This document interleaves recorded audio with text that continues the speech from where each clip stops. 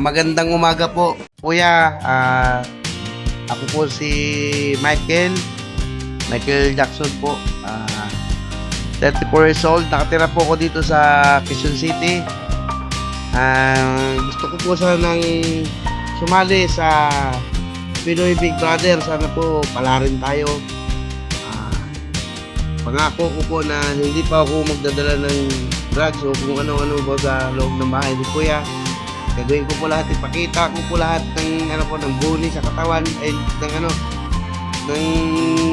talent ko, ibigay ko lahat. Tapos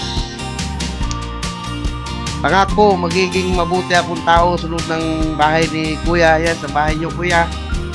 Hindi ako mag-drugs sa mga kasama ko kay pwede naman, pero takpan na lang yung CCTV siguro para hindi makita ni kuya. Pero kuya, sana makapasok ako sa bahay mo.